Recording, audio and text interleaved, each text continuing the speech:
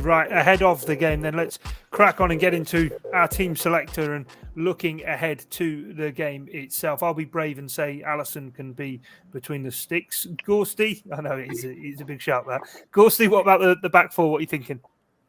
I suppose the big question is whether Joel Matip comes back in or not.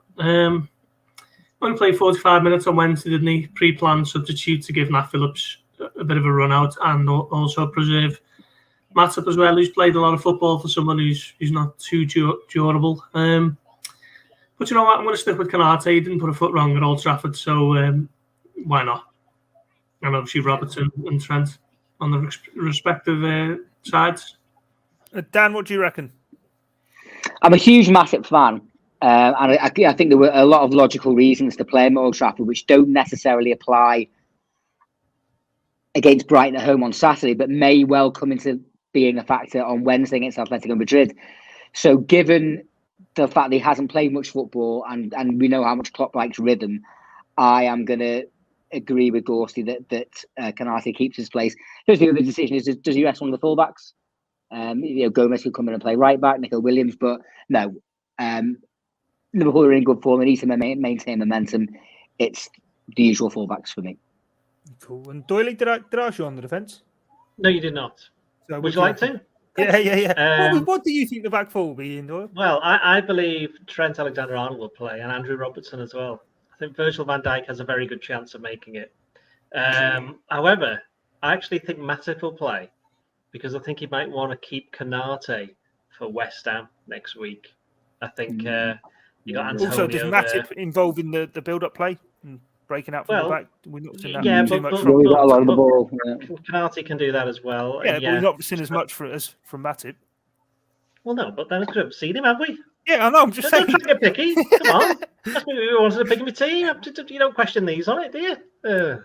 Right, yeah, but seriously, Matip, I think, yeah. I was a bit surprised he actually played in midweek, to be honest. I was a little bit surprised, because it was I don't know. It was given the fact he only got 45 minutes, does suggest they're just kind of building up his minutes and his, as Dan said, his durability. So that's why I think he'll play.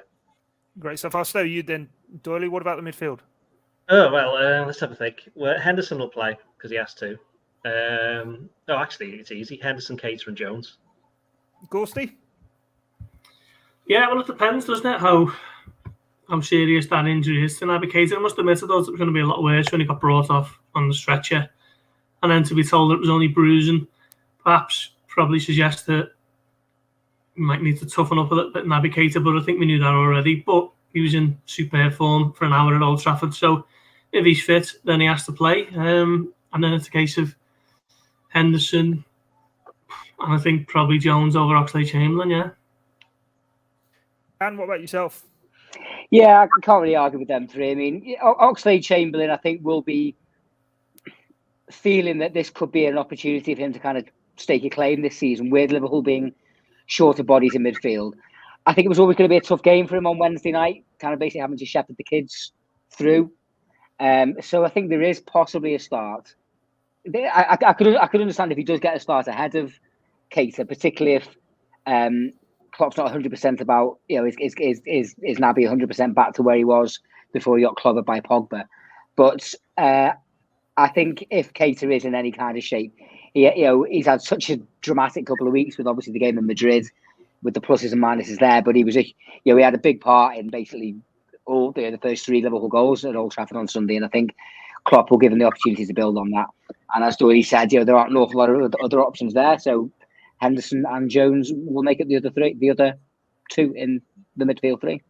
What about the forward line then, Dan? You can go with that. It's the usual 3 from 4. I'm going to throw Sadio Mane back in.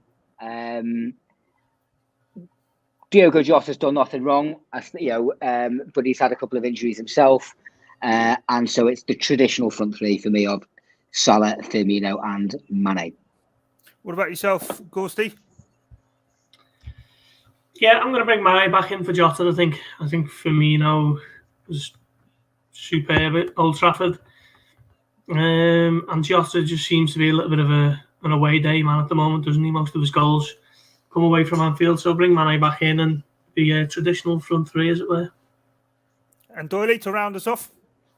I think it'll be Mane, Firmino, and Salah. But what I would say is, I do think over the coming, not in the next couple of games, but in that gap, we know after the international break in November, when there's just game after game after game after game, I think we might see a bit more of Minamino, purely on what we've seen in the League Cup games. I think he's been a bit unlucky. Origi got the Champions League game, didn't he, against AC Milan? I think pretty sure he's come on in a Premier League game as well. I think. Don't think Minamino's featured in the Premier League this season, Nancy. Just off the top of my head, I'm pretty sure he hasn't. I think you're right. Yeah, I think there's possibly scope for him to start getting some minutes, and what that then could do is you then could rotate Jota with Firmino, Minamino with Mane. I mean, it gives them a few more options, because I know they are still sticking with Minamino from everything that they've said. Look at training; you can only judge by what he does in the games. What he's doing in the games, he's had 2 starts and scored 3 goals. So, what more can he do? Cool. Right, Doyley, Gorsty, and Dan, what are the score predictions that we've got ahead of the meeting then of Liverpool against Brighton and Anfield? Doyley, you first. Thanks for the full explanation of that game that's coming up. I think I'm going to go with what it was last time there was people in. I think it'll be a tough game. I think everything that Klopp said is right. The crowd will have to be patient. Liverpool might not see as much of the ball as they normally do. They will get chances. Brighton will be quite clever at set pieces, and they will also be good at just pestering Liverpool and pressuring them, I think, a little bit, and they'll move the ball about if they go behind. I think that Liverpool will win 2-1. Gorsty?